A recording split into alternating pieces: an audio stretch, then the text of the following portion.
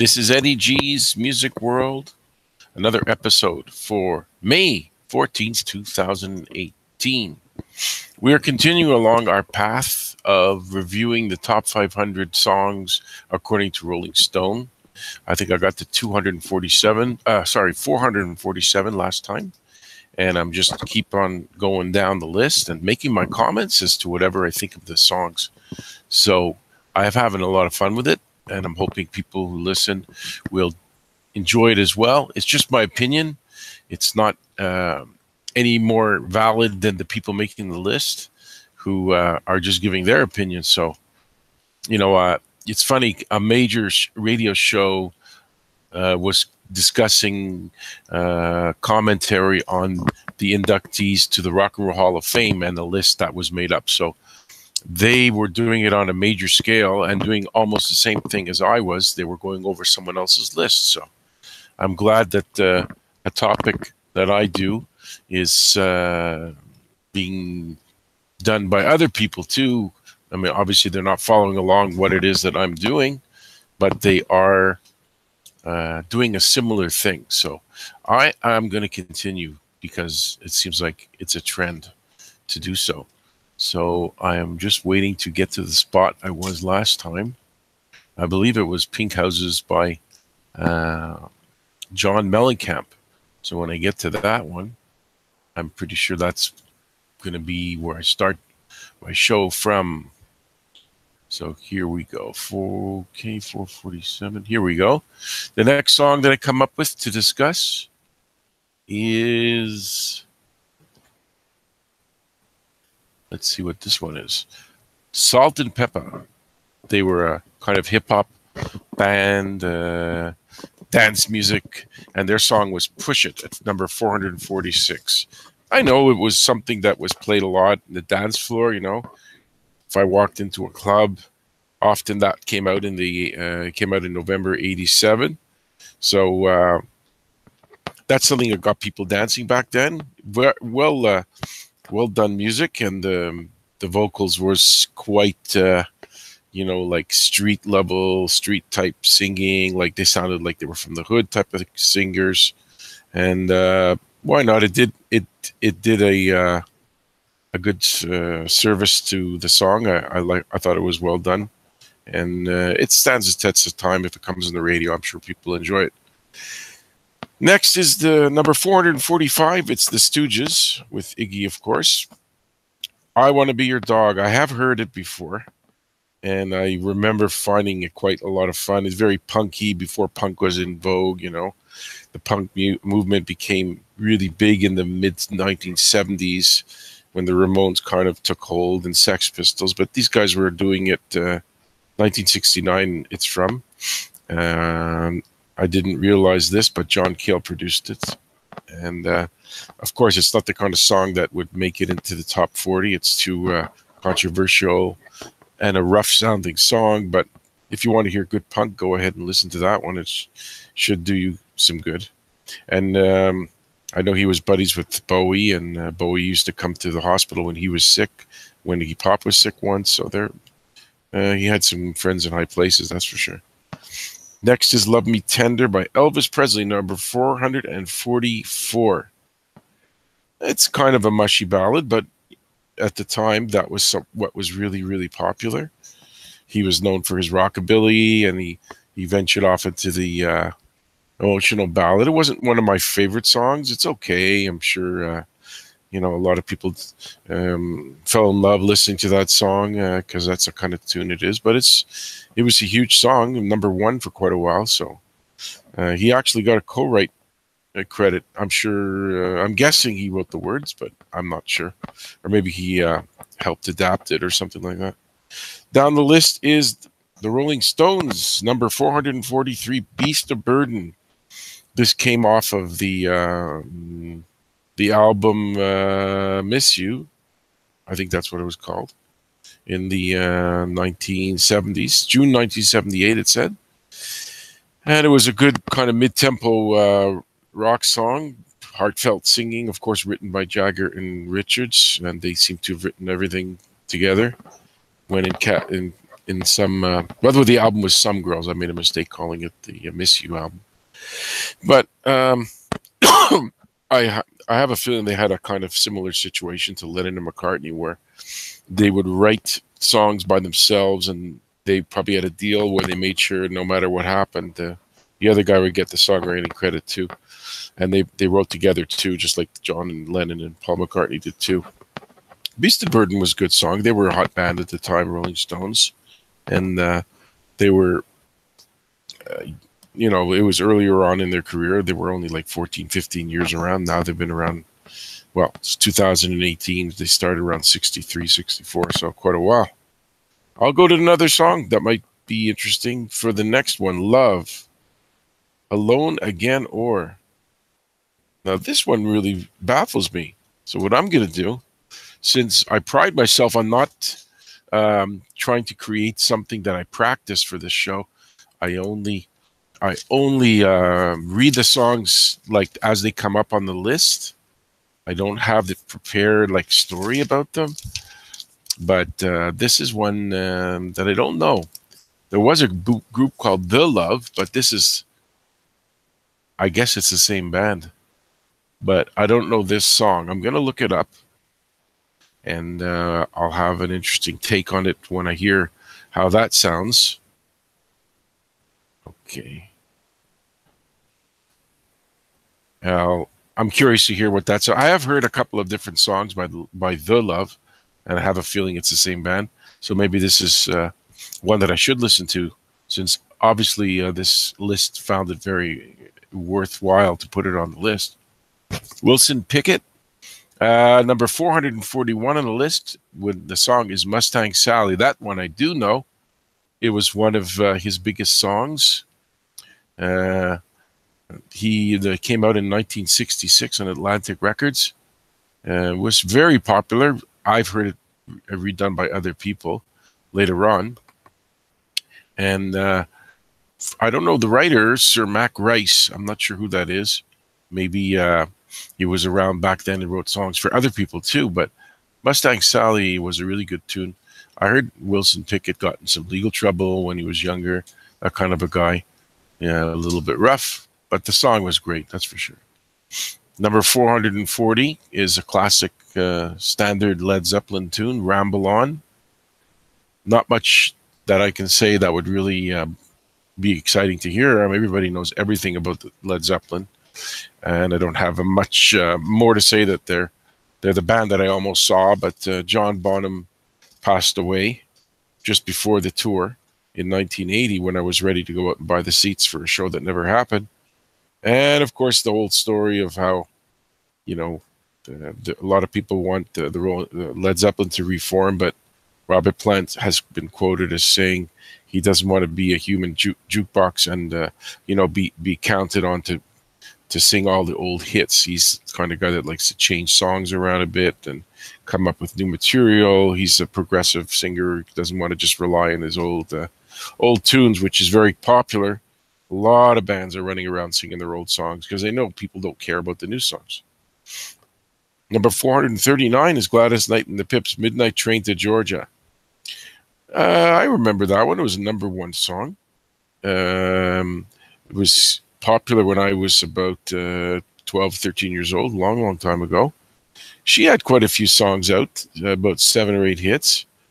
I once saw in a documentary that when Gladys Knight and the Pips opened up for Diana Ross and the Supremes, they got a better ovation than Diana Ross did. And Diana Ross went to tell Berry Gordy, her lover / manager, that she wanted Gladys Knight thrown off the tour because she didn't want Gladys Knight's band to take the spotlight away from her. And later on, Gladys Knight and Diana Ross met each other, and I think I think Diana Ross sort of apologized and said she was a little bit out of line for that, which she was. I mean, you don't kick someone off a tour because they're getting popular. It's kind of rude. But then again, she wasn't known as being a nice person many times. If you read the book about her, Diana Ross, there was not a lot of good things to say about her. That's for sure. I'm going down to number 438. Fats Domino, Ain't It Says It a Shame. Maybe, oh, because that's what it was originally called, It. But then, of course, I heard it as That a Shame when it became played on the radio. They must have changed something about it. Maybe, I think it's what it, there was some controversy about the title, but I don't know too much about that exactly. But I know that it was covered by Cheap Trick in the 70s, and it was a great cover.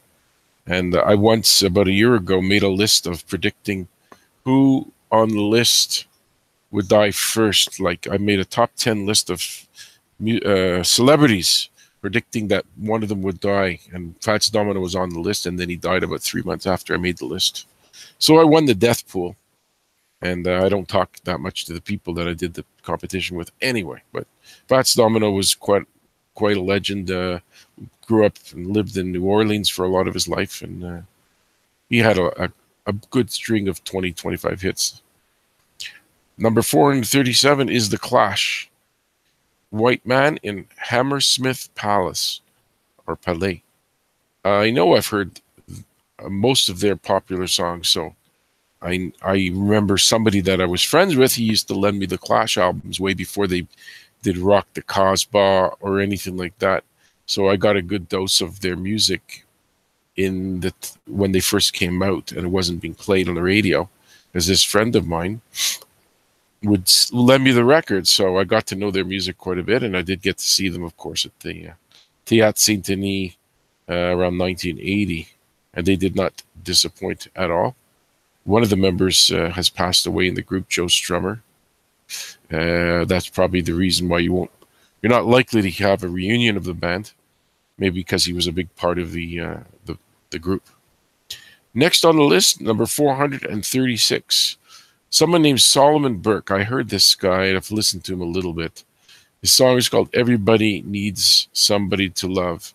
It was a soulful. He's a soulful singer and R&B, and he had a good pile of hits. But where I live and grew up, I'm pretty sure they did not play his records on the radio, because the only way I found out about this guy was to look up a chart book. Like, I have a book of lists all the hit records that came out on Billboard, and when I looked his name up, he definitely had a good 15 hits, and he was very big in the R&B charts, they were around back then, the R&B charts, and they're no longer around, I think, because it's probably, they used to call them the black charts and stuff, which is kind of racist, I guess. Okay, I'm going to go to the next song that I can see and see whatever it is. I'm seeing these for the first time. Okay, number 435, U2, New Year's Day. Again, falls into the Beatles category of overplayed.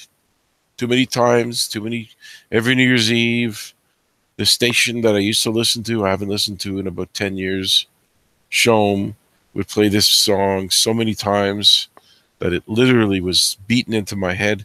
So, not because it's a bad song, but it's because I heard it too many times. I've grown to dislike most of U2.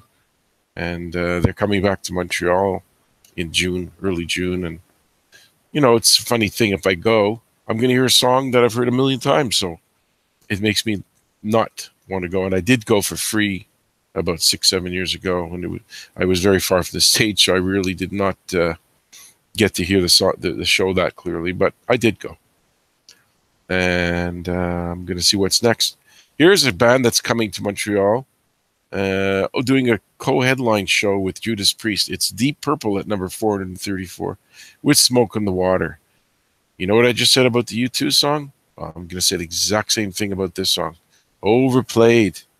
I've grown to hate this song with a passion. Too many times on the radio.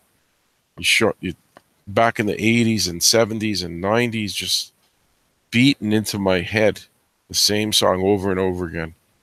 Even though I'm going to the concert in a few weeks, or at least late August, I'm going to go. I'm not looking forward to hearing the song again. It's just too much. But I'll listen to it. It won't kill me. Number 433, the Rolling Stones' great song, Tumbling Dice. Somehow the Rolling Stones are not overplayed to the point of saturation, unless you're talking about a couple of songs like Satisfaction and Miss You. Tumbling Dice did not get overplayed. So I do like it. It was great vocals. Background vocals are key. Of course, written by Jagger and Richards. And it came out in 1972. I like the energy of this song, and when it comes on, I always want to hear it. And I've always enjoyed their music, and luckily I'm not tired of it. So it deserves to be high on the list. 432, Green Day, American Idiot. Really liked this song when it came out. It was about George Bush. They should come up with a new song about the current president, Donald Trump. I'm sure it would be scathing as well. But they called him an idiot. Anyway, that's up to them to say whatever they think. Maybe they have a point, maybe not. But a little overplayed too. It started to become a staple on the radio, and they became very commercial. Even though this song, you know what I didn't like? That they wrote a play about the American Idiot, and they toured all over the place and had plays. You know, it's enough. You're doing music. People don't want to watch a theatrical show about George Bush. I don't know. Sounds like a little bit of overkill to me. Okay, next, 431 on the list, The Smiths. William, It Was Really Nothing. Well, maybe I should have listened to that one, but I don't know if I even know it. Or maybe it was just a song that, you know, sometimes songs, they have a title, but the title is not representing the actual song. So maybe the title they don't even say it in the music. I'll have to go check that one out. But honestly, I don't know that song except for, I know a couple of their songs, but that's not one of them. And Morrissey came out of that, and he's been known to be a little out there with his policies about many different things. And number 430 on the list, Elvis Presley, Blue Suede Shoes. I know it's a Carl Perkins song originally, and it's an upbeat song that you do hear quite a bit on oldies music. And it came out early in Elvis's career. And I know Carl Perkins did a really good version of it, and so did Elvis. So that's about all I can say. It was definitely worth listening to when it came out, for sure. Here is next song on the list, number 429. By the way, you're listening to Eddie G's Music World, where I talk about all things music that interest me. And if I get feedback to do a topic, I'll definitely consider it.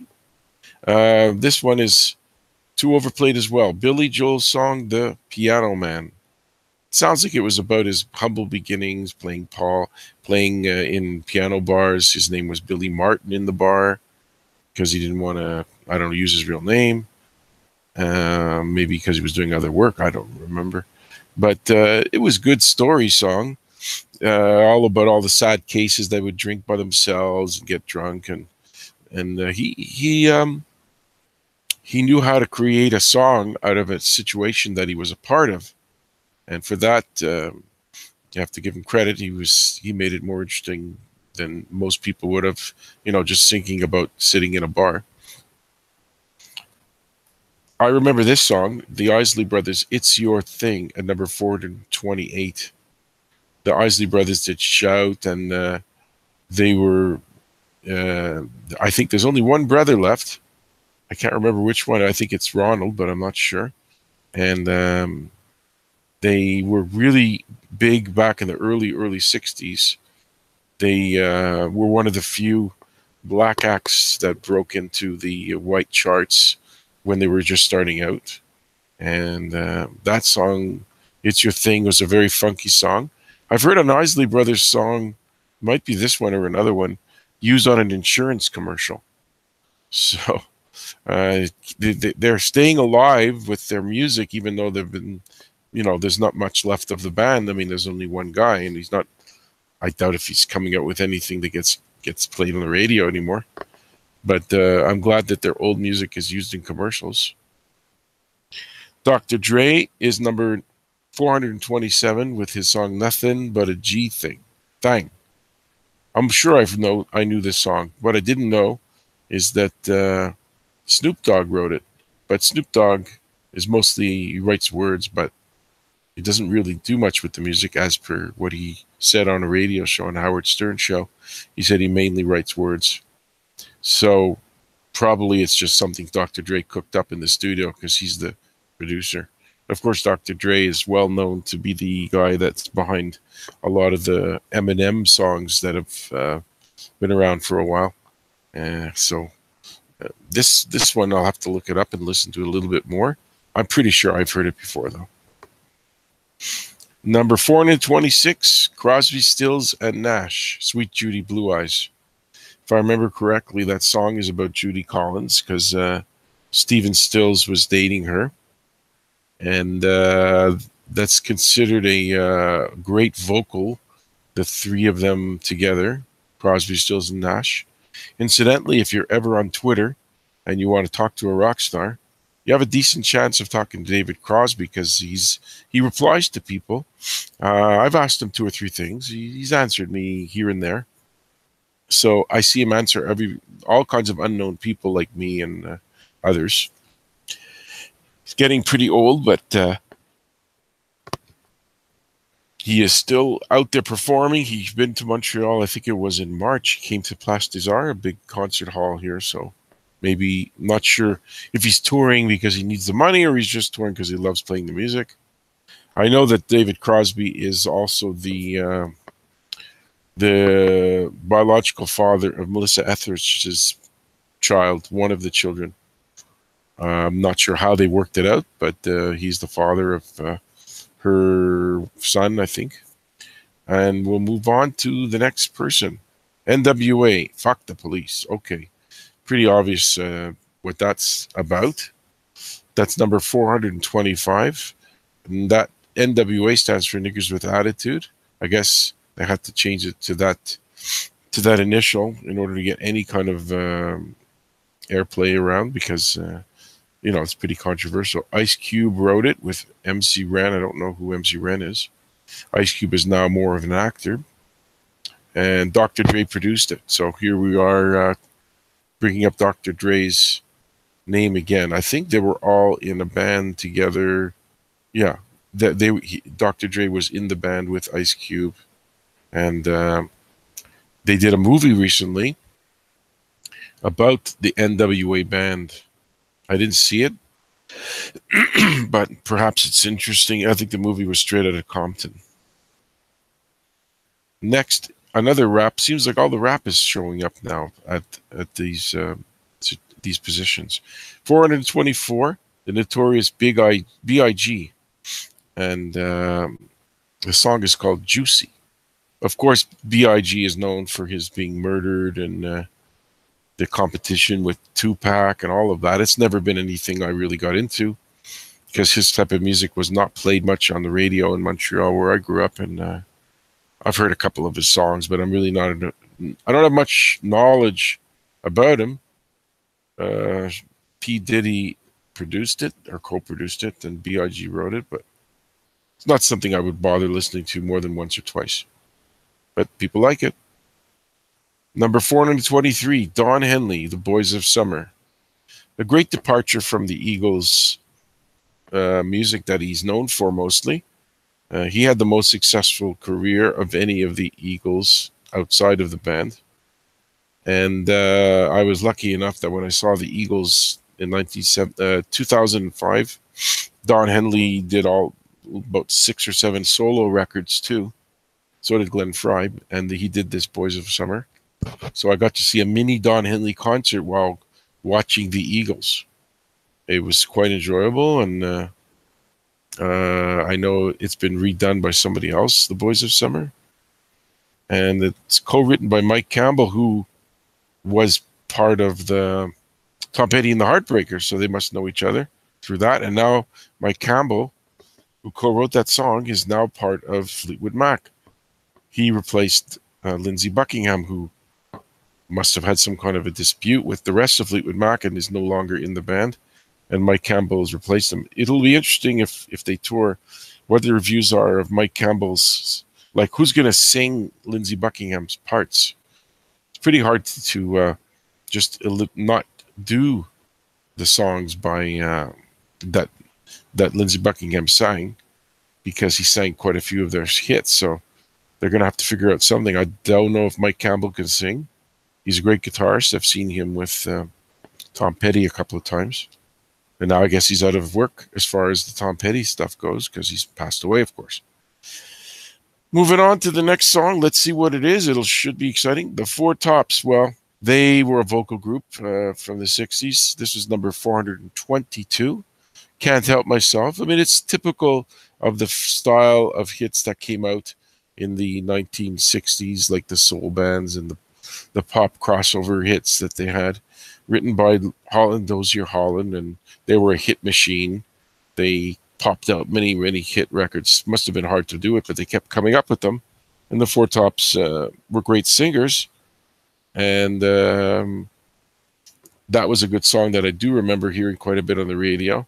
I think it was covered by someone else too, if I can remember, but I can't. 421 is the song. Is the position, and the Coasters, Youngblood. Kind of Coasters were a band that kind of gimmicky, kind of funny.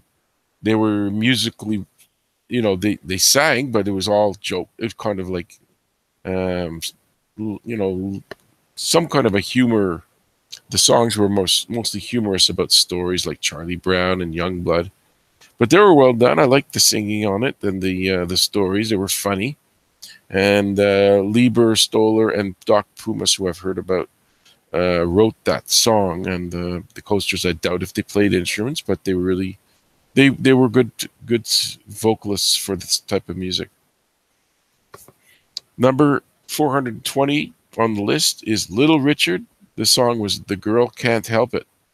Not one of the songs I know by Little Richard, but I do know that I have rejuvenated my interest in him since I stumbled on something on YouTube where he's appearing on stage doing a Christian prayer show, and they invite him on to talk about his experiences and about God and everything. And he's in a wheelchair, so it's a little sad that he's not in great shape. He's close to 80 years old, but he has amazing stories on the show that I saw, talking about how a lot of the money that people think he has, he doesn't have, and a lot of people ripped him off, and he's helped people out by lending the money, never got it back, and he almost lost his house, or maybe he did lose his house. He said he was about to, or he did. I don't know. He got a settlement later on in his life from unpaid royalties. Well, you would have thought that he would have been able to live well off of that, but I don't know what the amount was. But he did get some kind of a payout by the record company after a lawsuit. But if he's talking about not living that well as far as, living high, maybe it wasn't as much as people think it was. And I don't know. It sounds like his life is not as easy as people think. So good for him. At least he was a great singer, played piano. And he won't be doing much of that anymore, but it was nice to see him on YouTube, that YouTube show I did see. Next is number 419, Bobby Gentry, Ode to Billy Joel. Very, very interesting story song where she's kind of singing a history of how this guy jumped off a bridge and lived in the South. And it's a whole long, drawn-out story, but well done. She wrote it, and definitely was a #1 hit. So it was well received, and I really every time that comes on, it's so it captivates you with its slowness and the way she delivers the lines, and it's a story. So it's I appreciate that song.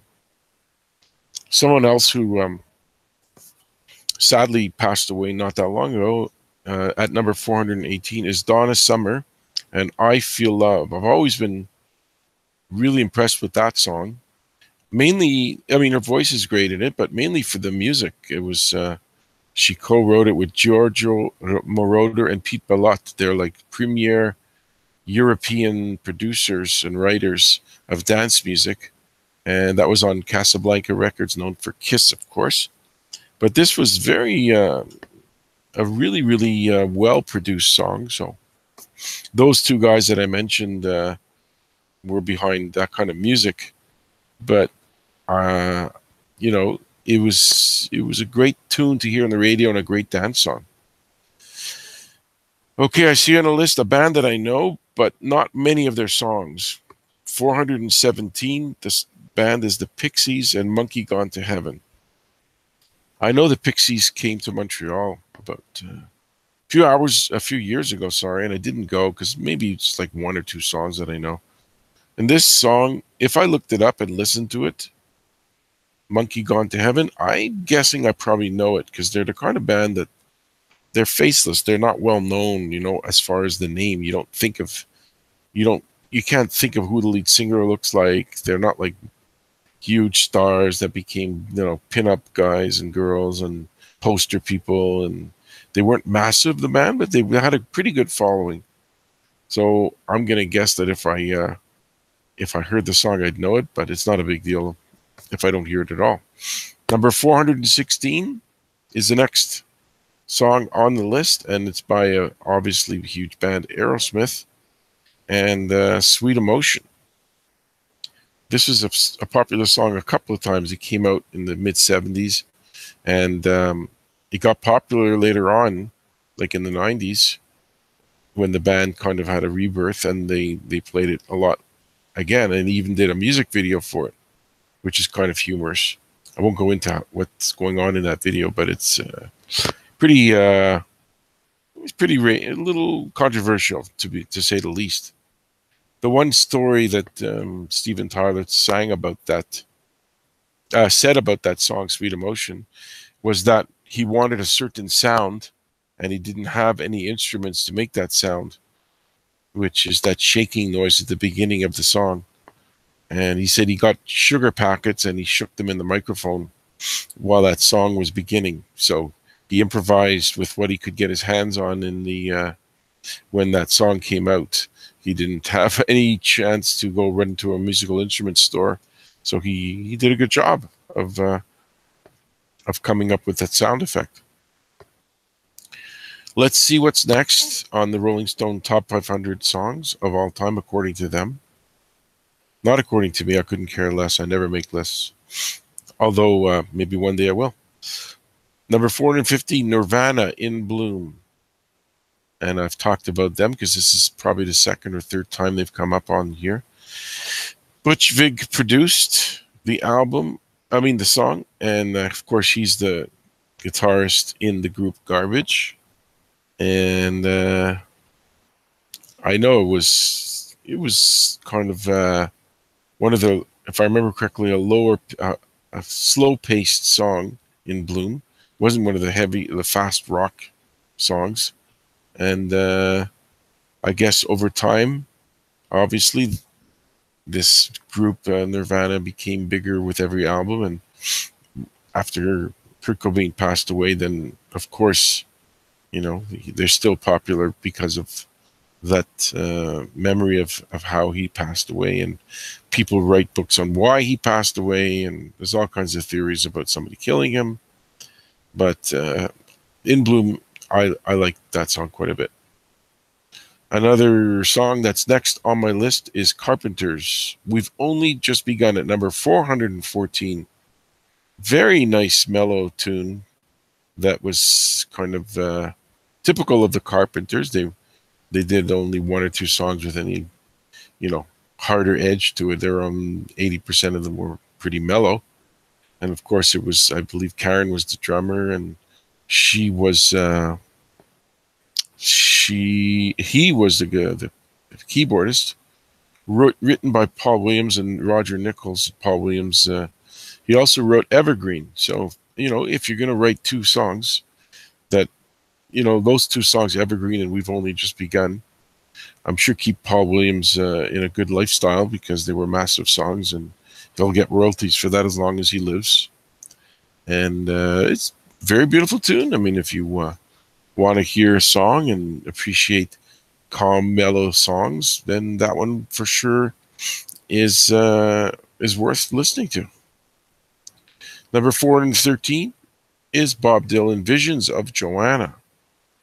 It's funny how he's had so many popular songs. I know probably 20 of them, and here's one that I never heard of, Visions of Joanna.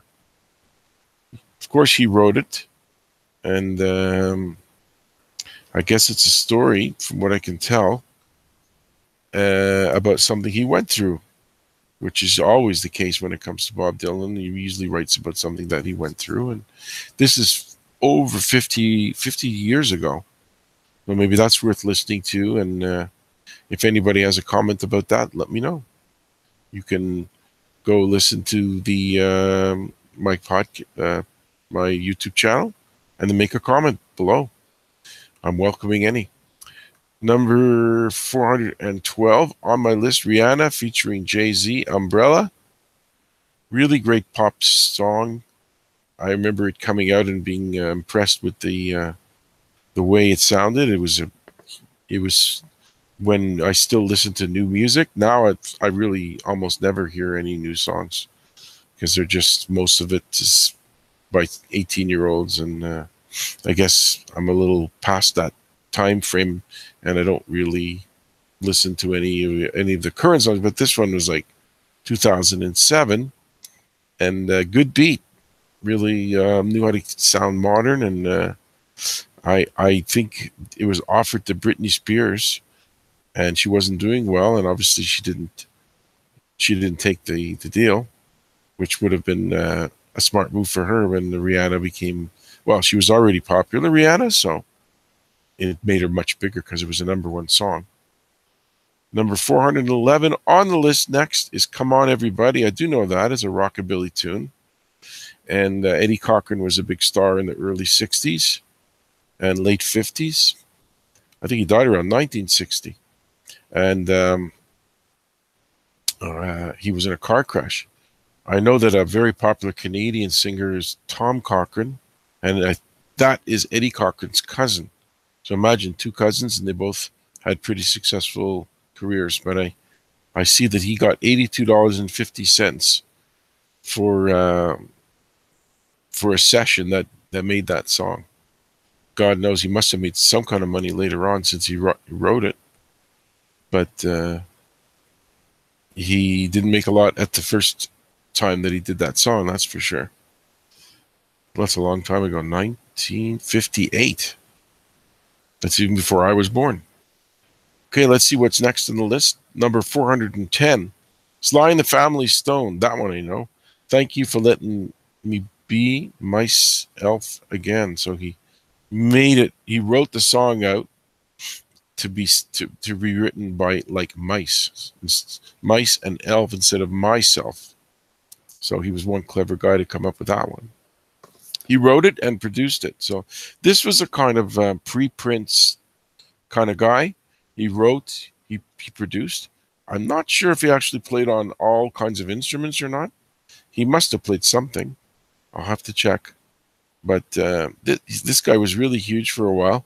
He's more famous now for living in a kind of like sort of like a trailer, where he has a phone and he's working out deals and trying to get somewhere.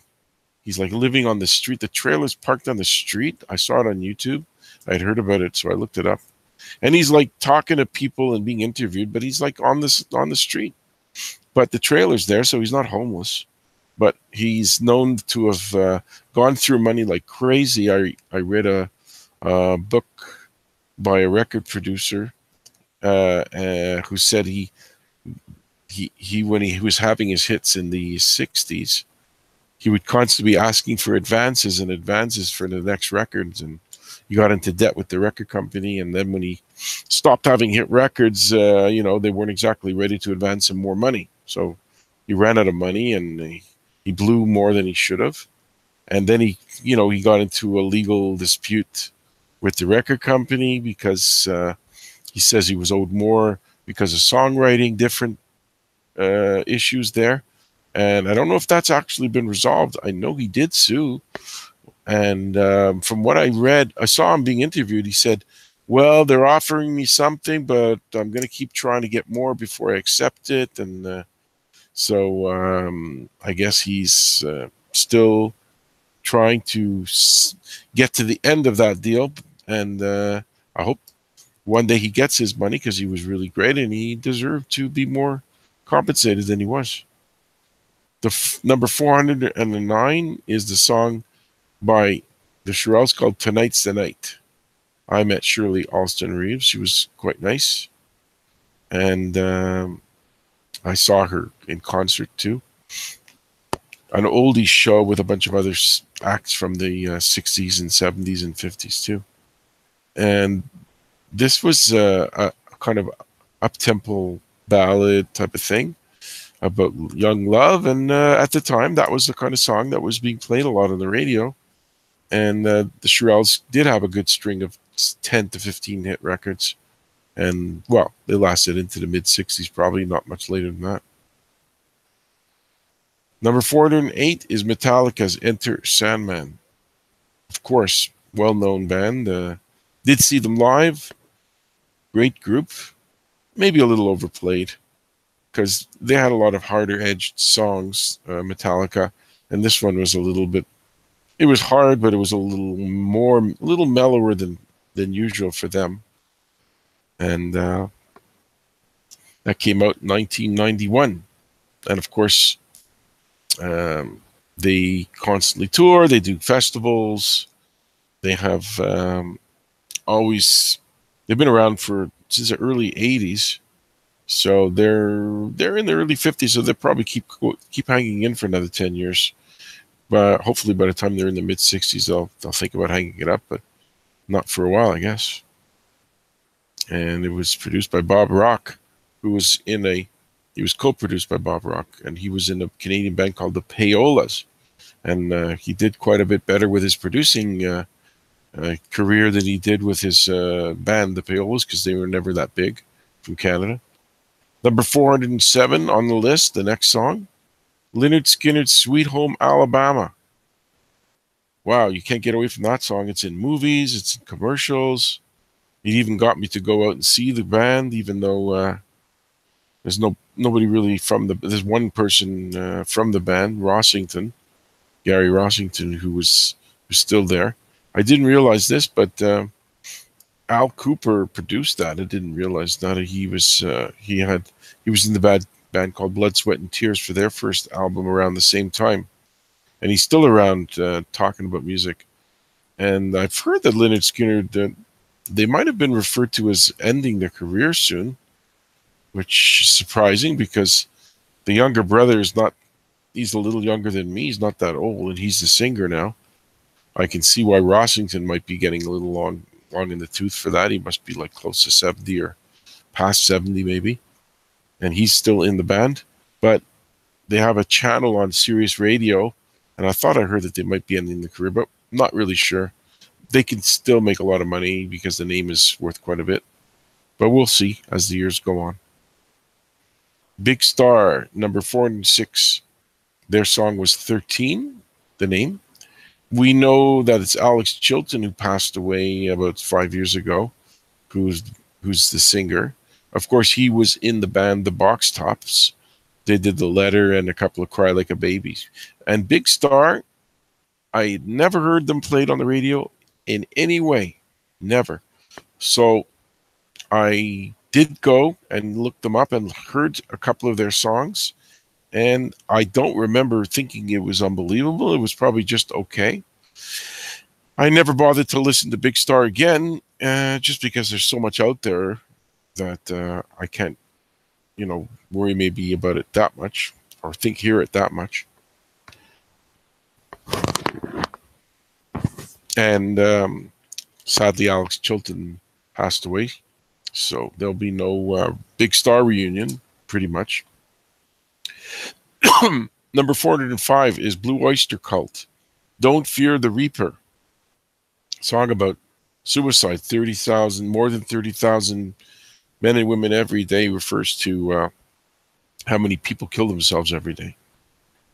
It was a band that of 40,000 men and women every day. It was a band that me and my friend in a cold February morning night in around 2006 or 7 went to see, but unfortunately they must have not had a lot of ticket sales because the door was closed. The concert was canceled. There was a little note on the window that it's canceled, but I had to go from the West Island all the way into Montreal in minus 10 degrees to find out that the show I wanted to go to was canceled. So wasn't too thrilled to have that happen, but the song was big back when it came out in 1976. And it's been a steady song that you hear in the radio over the years. Next I see is the Shangri-Las, Remember Walking in the Sand. I do remember that song, number 404. They were an all-girl group. George Shadow Morton got them together. He wrote that song. He produced it. They were these girls that did vocals. Don't think they played instruments, but then back then it was studio musicians were the thing to do, so it was no big deal. They always had session people around for any of these type of girl groups or men groups or singing groups. I know that here's a bit of a fact that in 1980 about, Louise Goffin covered this song. We did a cover version of it, Remember Walking in the Sand. And Louise Goffin is the daughter of Carole King and the late Jerry Goffin. They had obviously written many hits for people and sang. Carole King sang, but their daughter never really pursued much of a career. Or maybe she pursued it, but it didn't seem to work out because the song did not reach that high on the charts. And maybe she did another record or two, but she never caught on. There's a lot of that. A lot of these children of rock singers or pop singers don't get to the big time.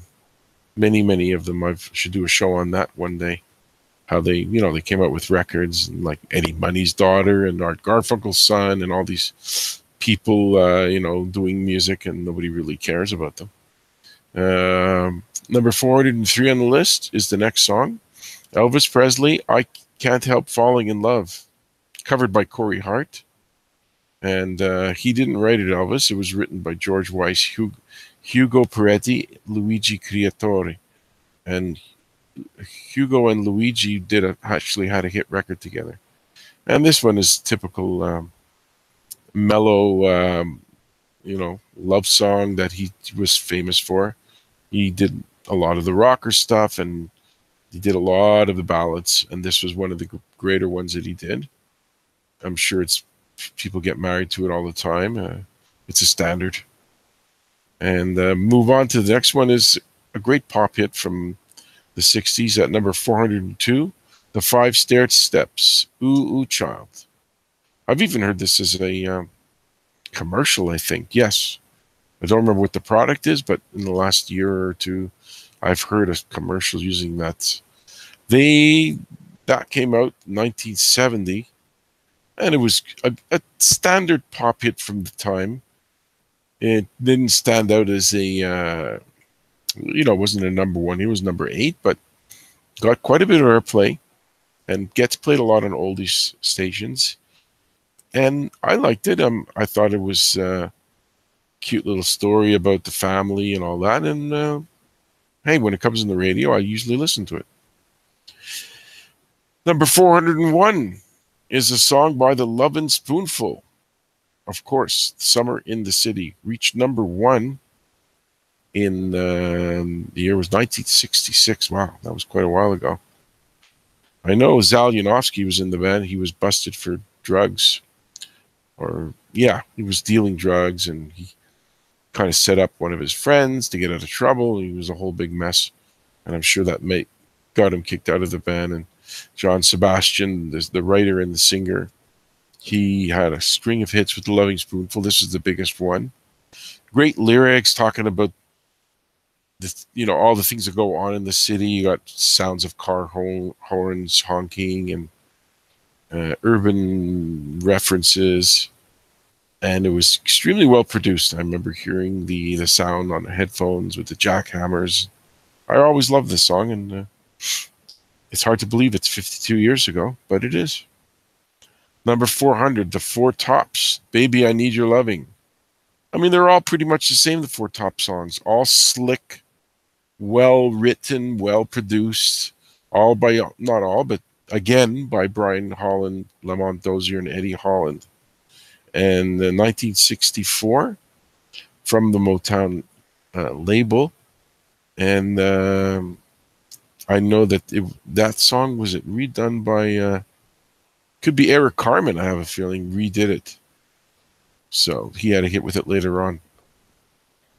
Number 399, a band that I always get mixed up with the Four Tops. So it's funny that they're back to back. It's the Temptations with Just My Imagination, which was a really good, like, ballad and smoky type of delivery. And Norman Whitfield, Barrett Strong, again, a Berry Gordy Records. It says Gordy, so Motown and Gordy are one and the same pretty much. And it was a very pretty love song, Just My Imagination. And 1971, I thought it was around that time. And they were popping out hits left and right every year back in the early 70s. And we see, of course, next on the list, number 398, The Police and their song Roxanne, about a prostitute. Did see them live 2 times around when the song came out, actually. It was their first song written by Sting. A lot of resentment in the Police because, Sting wrote the bulk of their songs, and there was a lot of tension in the group because the other 2 members in the band, didn't get credit and didn't write. So maybe because Sting got the lion's share of the money, I think there was some kind of a thing going on where, maybe they wished they got a little bit more money. And there was always stories that he was a bit arrogant, Sting. And I hate to repeat myself, but I am sorry. That song gets played too much too on the radio. When I see the next song, here it is. Here's a guy, Elton John, Tiny Dancer, number 397. Almost Famous, that movie, they played Tiny Dancer in it. This was funny because he was smashing out so many hits, and this one didn't make the top 40. It was weird. I would have thought it would have been a top 5 or 10 because it was typical of what he was doing at the time, which was, ballads, a bit of rock here and there. Co-written by Bernie Taupin, which is 99% of Elton John's songs were Taupin and Elton John. Famously was met through an ad in the newspaper that Elton John put the ad in looking for a lyricist, and Taupin, lucky for him and Elton, answered the ad, and they made a good 40, 50 songs, hit songs together, and many others. And I liked that when it came out. It stood the test of time. Well done. And he's doing a farewell tour, Elton John. So he's coming around doing a tour, but it's a three-year tour. If you're gonna end your touring, you should do it in 1 year. But he wants to do it in 3 years. He's coming to Montreal, but I've seen him twice, so I don't know. Sounds like another few $100 that I'd rather keep than give it to Elton John and Evenco. Number 3 is Eric B. and number 396. Sorry, Eric B. and Rakim. Know You Got Soul. Now I know Eric B. and Rakim. They did have a song, another song that I know, which I don't remember the title, but I remember they had another song that was a little bit more popular than this. But it's here. They were kind of a hip hop rap type of outfit. And wonder whatever happened to these guys. But this is not even a chart song, so it's an album cut that obviously the guys who wrote this list must have really liked. But I'm not that familiar with it, so I don't have any more to say about it. Maybe I'll have to look it up too. Number 395, a CSNY, Crosby, Stills, Nash and Young song, Ohio, written by Neil Young, and I believe he sang the lead on this track. It's about at Kent State University when they gunned down 4 people due to protests that were going on. And I learned that David Crosby cried after they did this song. It's a pretty emotional tune. And about a political situation that happened that was unfortunate, that Nixon would have ordered to have them gunned down, the 4 students. Next, we see number 394, The Beatles, Ticket to Ride. I don't have to tell you who wrote it. Pretty obvious. And there were stories about that being be about a woman that hung out and then left, or I don't know. I never really got the full details about it. But it was a pretty heavy rock song, and it kind of faded out and came back. And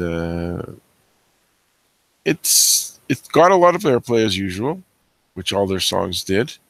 But I kind of like it. I don't find it was overplayed, and I liked it so much when it came out. I was only 5 years old, so I've always enjoyed that song. Next, and that'll be maybe the second. Maybe I'll do one more. The Allman Brothers Band, Whipping Post. Great rock song written by Gregg Allman, who for a while was the surviving Allman, but he just passed away a couple of years ago, 1 year ago. And he was married to Cher. I mean, all the stories have been out for quite a while about him. And that's a staple for rock radio. Played quite a bit in my town. Both guitarists, both brothers were around in the band at the time. And I know they're a jam band, and they've toured quite a bit. And I wonder if Allman Brothers will try to do something called the Allman Brothers, even though both Allman Brothers have passed away. And we will end the show on the next song, because we're getting to the hour. Oh, good. I have a story about this band, because I never rehearse or read up on what the songs are coming next and prepare. But 392 is the Verve Bittersweet Symphony. The best thing about this song was how these guys got screwed out of millions of dollars. They wrote the song. It was an original song, a great song that I used to hear quite a bit.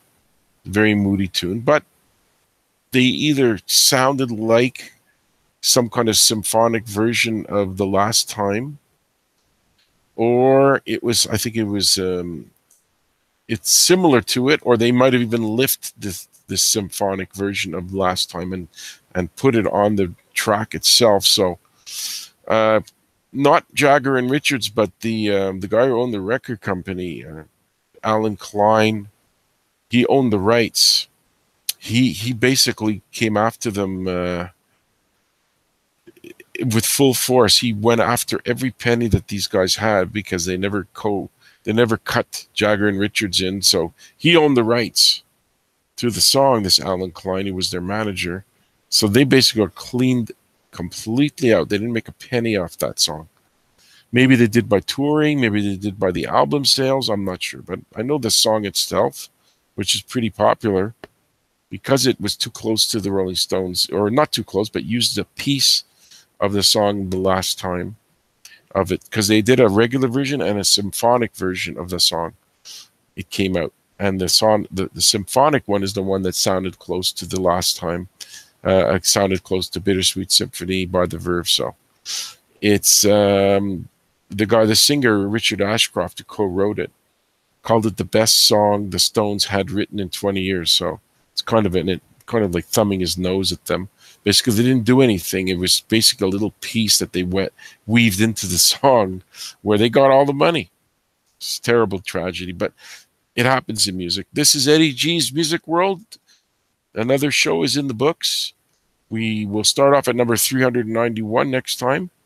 And stay tuned. I appreciate the listening.